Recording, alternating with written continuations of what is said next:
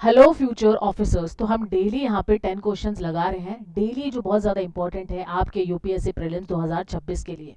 ठीक है, तो फटाफट से without wasting even single amount of time फटाफट से स्टार्ट करते हैं। पीपीटी आपको टेलीग्राम पे मिल जाएगी। डेली यहाँ पे यूट्यूब पे आपको लेक्चर्स मिल जाएंगे। डेली यहाँ पे एक लेक्चर आने वाला है आपके लिए, जिसके अंदर 10 क्वेश्चंस होने वाले हैं और क्विकली हम उसको रिवाइज करने वाले हैं। ठीक है, तो अगर आपको आंसर्स खुद को भी टेस्ट करना है कि आपका कहाँ तक हुआ है, कितना आपको आता है, तो पॉज करो वीडियो को और आप आंसर भी दे सकते हो। You can also answer in the comment section as well. Also do like the video and also do comment कि हाउ यू फाइंड कि आज का सेशन कैसा था।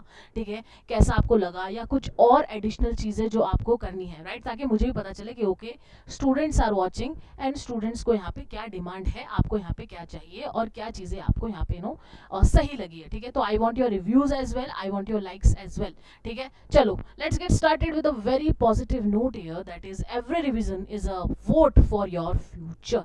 राइट, तो सबसे बड़ी चीज़ पता है क्या होती है? आपको लगता है कि आप किसी चीज़ को फर्स्ट टाइम पढ़ते हो, आपको बिल्कुल समझ आ जाता है, तो अरे यार मजे आ गए, पॉलिटी पढ़ लिया नादिया मैम से, अब तो बिल्कुल समझ आ गया, आपने खुद के नोट्स बना दिए, है ना। अब पॉलिटी ही इतना लंबा सब्जेक्ट होता है। ठीक है, आपको आराम से अगर आप पॉलिटी करते हो तो 2 मंथ्स तो लगेंगे ही लगेंगे। ठीक है, अगर आप ये फालतू की चीज़ों पे ना जाएं कि भाई क्रैक पॉलिटी इन 4 आवर्स 5 आवर्स 10 आवर्स, तो भाई देखो अच्छे से पढ़ोगे तो 2 महीने लगेंगे लगेंगे। और मैं हमेशा बोलती हूँ सोल पकड़ो किसी भी सब्जेक्ट की। राइट, तो भाई आप वो फर्स्ट टाइम पढ़ते हो ना, तो आप क्या करते हो, उस चीज़ को जानते हो।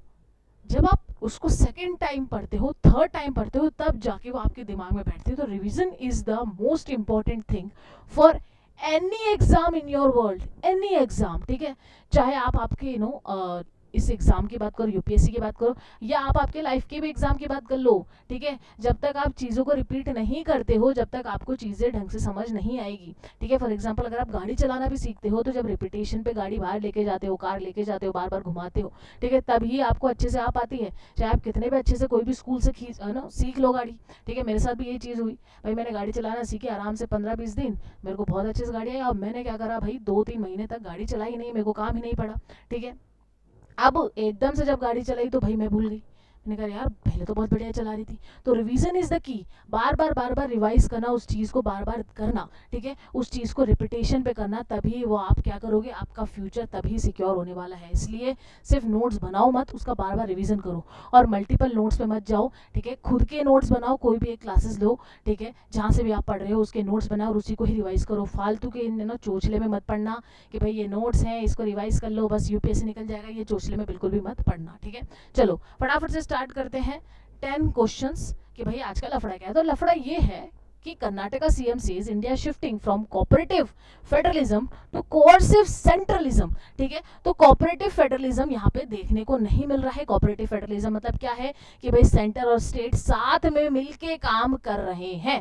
ठीक है, उसको हम कोऑपरेटिव फेडरलिज्म बोलते हैं। ठीक है, लेकिन यहाँ पे कर्नाटका सीएम कहते हैं कि वो चीज तो छोड़ो, यहाँ पे क्या हो रहा है, सेंट्रलिज्म देखने को मिल रहा है। सेंटर ही पूरी पावर यहाँ पे होल्ड कर रहा है और स्टेट को यहाँ पे क्या कर रहा है, सप्रेस कर रहा है। Karnataka CM Siddhamaya warned that India's federal structure is under stress. He argued that decision making has increasingly shifted to Delhi and is being imposed on state. ठीक है, तो यहाँ पे ये बोला जा रहा है कि भाई हमें फेडरलिज्म का यहाँ पे वादा हुआ था। ठीक है, लेकिन यहाँ पे देखने को मिल रहा है कि कोऑपरेटिव फेडरलिज्म की जगह यहाँ पे सारी जो पावर है वो यहाँ पे सेंटर को शिफ्ट कर दी गई है।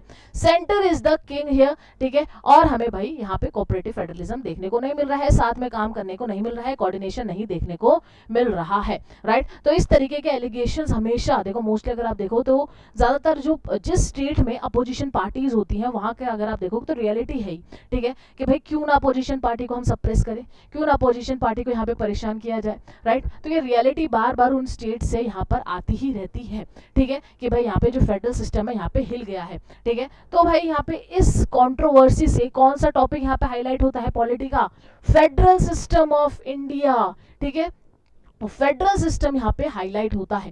ठीक है, तो आज हम जो 10 क्वेश्चंस है वो फेडरल सिस्टम पे लगाने वाले हैं, जिसके अच्छे खासे चांसेस है आपके यूपीएससी एग्जाम में प्रकट होने के। तो चलो फटाफट से क्वेश्चन नंबर 1 से स्टार्ट करते हैं। ठीक है, which of the following constitutional provision best reflect cooperative federalism in India. ठीक है, तो which of the constitutional provision यहाँ पे करता है फेडरलिज्म को। ठीक है, तो सेवेंथ शेड्यूल यहाँ पे क्या है, डिवीजन ऑफ पावर। ठीक है,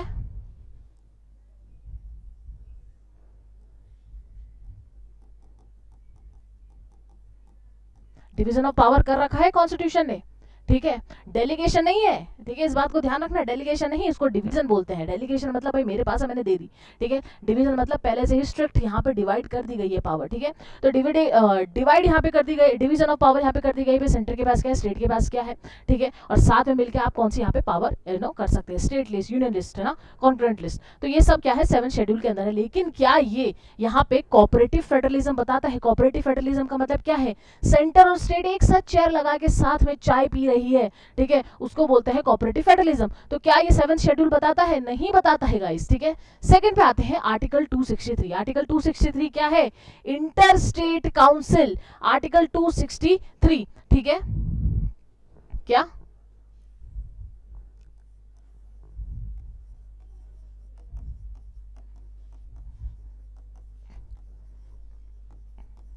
ठीक है, तो इंटर स्टेट काउंसिल यहाँ पे सब क्या कर रहे हैं, सेंटर और स्टेट साथ में मिलके चाय पी रहे हैं, आराम से बैठ के चाय और बिस्किट दबा के खा रहे हैं और यहाँ पे बैठ के डिस्कस करें। फॉर एग्जांपल वाटर डिस्प्यूट यहाँ पे हो गया, ठीक है, तो यहाँ पे क्या हो रहा है, आर्टिकल 263 उसको दिखा रहा है, किसको, कोऑपरेटिव फेडरलिज्म को, राइट। इसलिए यहाँ पर आंसर क्या होने वाला है आपका, बी होने वाला है। Very easy kind of question, ज्यादा नहीं है अगर आपको आर्टिकल 263 पता है तो। चलो, कंसिडर द फॉलोइंग स्टेटमेंट, यहाँ पर आके मेरे को देखना पड़ रहा है क्वेश्चन, ठीक है, आपको बहुत इजीली दिख रहा होगा पर मुझे यहाँ से दिखना पड़ रहा है। आई थिंक इट इज और विजिबल टू यू, नहीं है तो एक सेकेंड, ओके ओके। चलो, क्वेश्चन नंबर 2 की यहाँ पे हम बात करते हैं, ठीक है। Consider the following statement are correct, okay, ये हमेशा ध्यान रखना, हमेशा पूरा क्वेश्चन पढ़ के फिर ऑप्शंस पे जाना। India has dual polity with 2 level of government, ठीक है, तो भाई इंडिया के पास क्या है, डुअल पॉलिटी है, ठीक है, 2 लेवल ऑफ गवर्नमेंट है, हाँ भाई है, सेंटर में भी है, स्टेट में है। वेरी इजी स्टेटमेंट, फर्स्ट यहाँ पे सही है। Federalism in India is rigid in allocation of power, देखो मैंने हमेशा ये चीज कहा है, कभी भी रिजिडिटी हमने फॉलो कर ही नहीं, ठीक है, ठीक है, कोई यहाँ पे रिजिडिटी है ही नहीं फेडरलिज्म के अंदर, ठीक है। अगर आप बात करते हो नेशनल इमरजेंसी में तो फेडरलिज्म वहां पे हट जाता है, ठीक है। फेडरलिज्म कब हटता है, जब जब राज्यसभा बोलती है कि भाई यहाँ पे कुछ स्टेट लिस्ट की चीजें हैं, राज्यसभा रिक्वेस्ट करती है कि भाई यहाँ पे, कि भाई आप यहाँ पे स्टेट लिस्ट में कुछ यहाँ पे रूल्स एंड रेगुलेशन बना दीजिए, तब भी यहाँ पे फेडरलिज्म क्या हो जाता है, यहाँ पे धुंधला दिखाई देता है, राइट। इसलिए रिजिडिटी आपको यहाँ पे देखने को नहीं मिलने वाली है। तो सेकंड यहाँ पे ऑप्शन होता है इनकरेक्ट, तो बोथ भी यहाँ गया, ये भी यहाँ पे गया, नीदर भी यहाँ पे जाता है, और आपका आंसर यहाँ पे हो जाता है ए। चलो फटाफट से क्विकली थर्ड पे पहुंचते हैं। Under the GST regime, the GST council is an example of, अब देखो जीएसटी काउंसिल में वही है कि भाई जीएसटी काउंसिल में क्या है, सेंटर और स्टेट ने दोनों एक साथ डिसाइड करा है कि साथ में बैठेंगे और देखेंगे कि भाई टैक्सेस किस तरीके से हम यहाँ पे डिवाइड करते हैं, ठीक है। साथ में बैठ रहे हैं, कुर्सियों पे एक साथ बैठ रहे हैं सेंटर और स्टेट, ठीक है, बिस्किट खा रहे हैं, इसका मतलब क्या है, कोऑपरेटिव फेडरलिज्म के अंदर आने वाला है जीएसटी, ठीक है। तो कोऑपरेटिव फेडरलिज्म यहाँ पे क्या है, बहुत ईजी क्वेश्चन है, कोऑर्सिव कोऑपरेटिव फेडरलिज्म, ठीक है। चलो नेक्स्ट पे आते हैं। अब आपको अभी इजी लग रहा है क्योंकि हमने एक ही टॉपिक निकाल के उसमें क्वेश्चंस करे हैं और मैं उसी वर्ड को बोल रही हूँ, इसलिए आपको इजी लग रहा है। लेकिन जब ये क्वेश्चंस में आते हैं ना, मिक्स क्वेश्चंस में से आते हैं, ठीक है, आपको हर सब्जेक्ट के क्वेश्चंस भी करने हैं, तब आपका यहाँ पे दिमाग थोड़ा सा डाउन हो जाता है कि यार ये है क्या, ठीक है। अभी आपको इजी लगेगा, ठीक है, जब आप क्वेश्चन पेपर को जब देखोगे ना तब आपको हार्ड लगेगा, अरे यार ये क्या है, ठीक है। तो फेडरलिज्म दे दिया, कोऑपरेटिव फेडरलिज्म दे दिया, तो आप यहाँ पे कंफ्यूज हो जाओगे, ठीक है, कंफ्यूज नहीं होना है, ठीक है। क्वेश्चन नंबर 4 पे हम यहाँ पर आते हैं। Which of the following subject lie in the concurrent list, ठीक है, ठीक है, कॉन्करेंट लिस्ट। देखो लिस्टिंग की अगर बात करें तो सिंपल सी, मैं आपको सिंपल सी चीज बताती हूँ, ठीक है।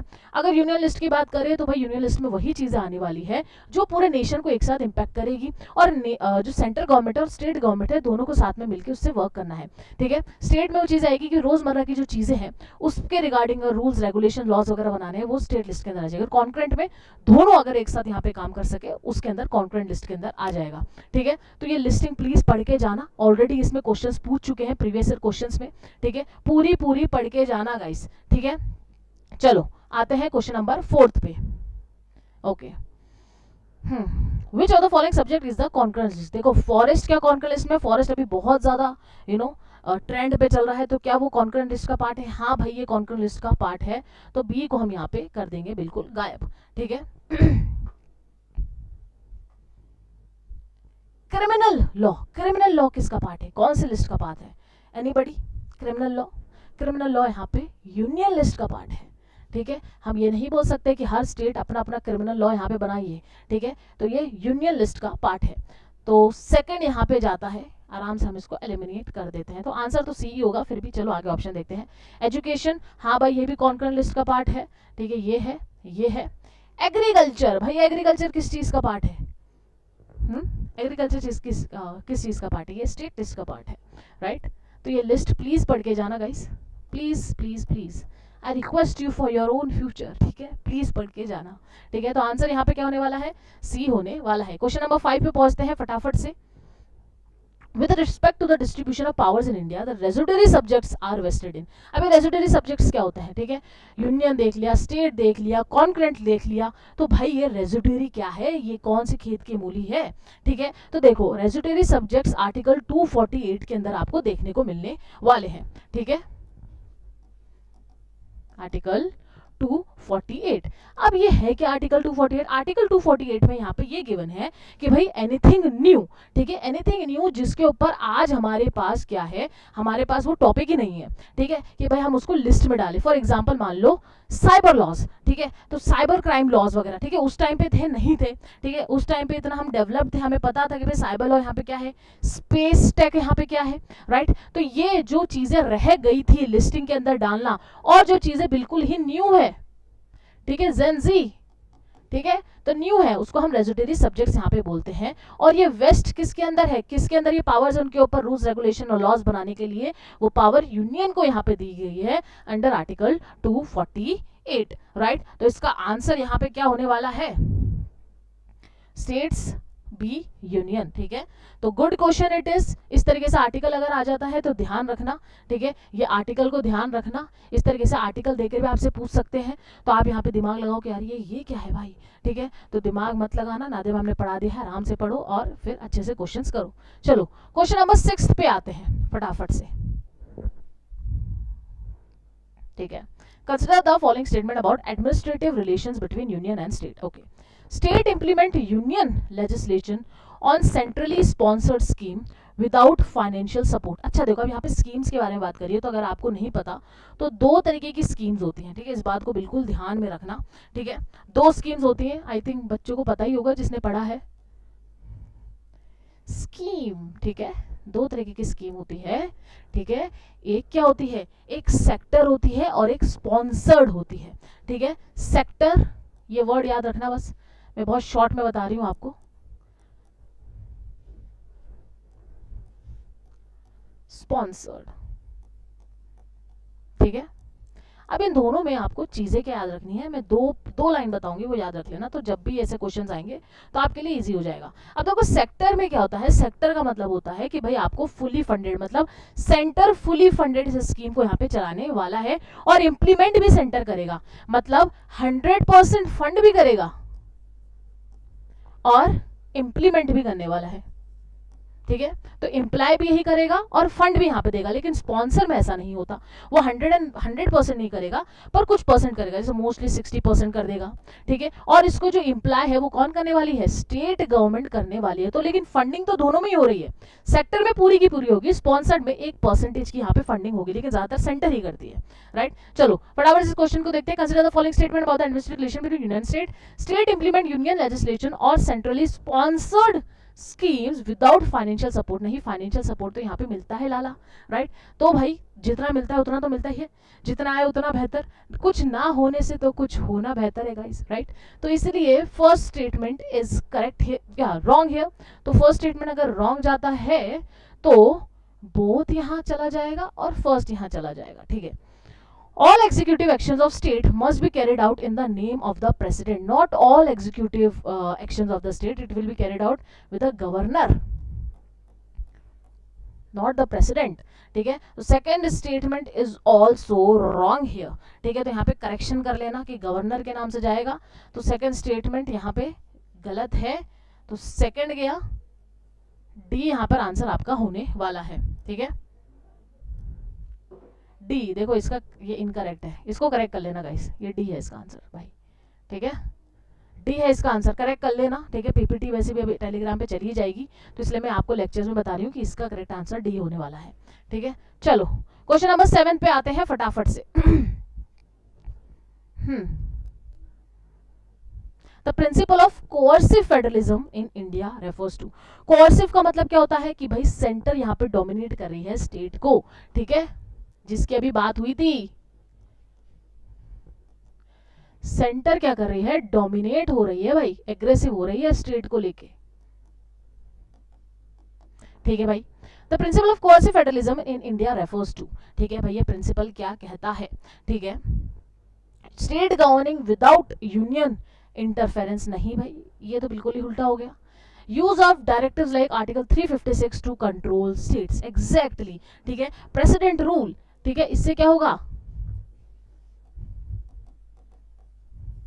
सेंटर ने अपने आप को डोमिनेट कर दिया है स्टेट पे, हाँ भाई कर दिया है, राइट। तो आर्टिकल 356 एग्जैक्टली, तो क्वेश्चन नंबर 7 का आंसर आपका बी होने वाला है। चलो नेक्स्ट चलते हैं फटाफट से। आई डोंट वांट कि क्लास ज्यादा स्ट्रेस हो, मैं चाहती हूँ फटाफट से हम चीजें करें, इसलिए मैं ओवर एक्सप्लेन किसी चीज को नहीं कर रही हूँ, ठीक है। चलो क्वेश्चन नंबर 8 पे आते हैं। Which of the following institute mechanism promote fiscal federalism, ठीक है भाई। तो फिस्कल फेडरलिज्म क्या क्या चीजें प्रमोट कर रही है, फाइनेंस कमीशन, ठीक है, फाइनेंस कमीशन क्या फिस्कल फेडरेशन यहाँ पे प्रमोट कर रही है, ठीक है। फिस्कल फेडरेशन का मतलब क्या है कि भाई जिस भी चीज में मनी इन्वॉल्व आपको देखने को मिले, ठीक है, तो मनी की बात यहाँ पे की जा रही है, किसके बीच में, सेंटर और स्टेट के बीच में, ठीक है, तो उसको हम फिस्कल फेडरलिज्म के तौर पे देखेंगे, ठीक है। तो क्वेश्चन नंबर 8 पे आते हैं। फाइनेंस कमीशन हाँ भाई करता है, तो फर्स्ट यहाँ पे सही है, फटाफट से हटा दीजिए। सेकंड, प्लानिंग कमीशन नहीं करता है, सेकंड यहाँ पे हटा दीजिए, ठीक है। थर्ड, जीएसटी काउंसिल करता है, तो थर्ड यहाँ पे सही है, तो ऑल ऑफ द अबव तो यहाँ पे चला ही जाएगा।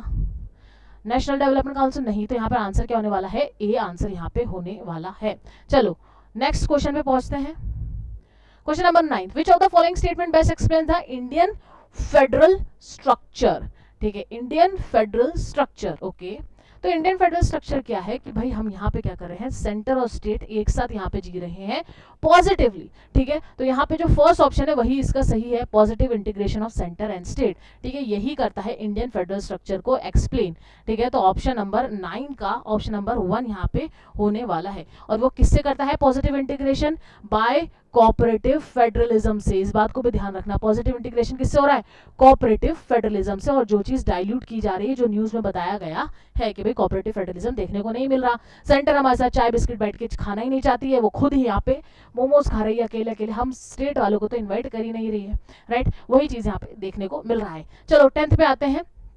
Which constitutional amendment strengthened federalism by creating a unique dispute resolution body for center and state fiscal matter, मतलब मनी, ठीक है, money matter, money money, give me Honey give me money, okay. चलो 42nd नहीं, 73rd नहीं, देखो simple सी बात है, 101st जब यहाँ पे जीएसटी काउंसिल यहाँ पे क्रिएट हुआ था, ठीक है, ठीक है। तो यहाँ पर आंसर होने वाला है आपका सी, बहुत ही सही क्वेश्चन था, इजी क्वेश्चन था, ठीक है। तो इसी तरीके से हम डेली यहाँ पे 10 क्वेश्चंस करने वाले हैं, डेली 10 क्वेश्चंस यहाँ पे लगाओ, बहुत ज्यादा इंपॉर्टेंट है, आपको पता चलेगा कि आप यहाँ पे किस लेवल पे पहुंचे, आपके लेवल निकल रहा है कि नहीं निकल रहा, राइट। तो चलो मिलते हैं नेक्स्ट क्लास में, बाय बाय, टेक केयर, पढ़ते रहो, आगे बढ़ते रहो।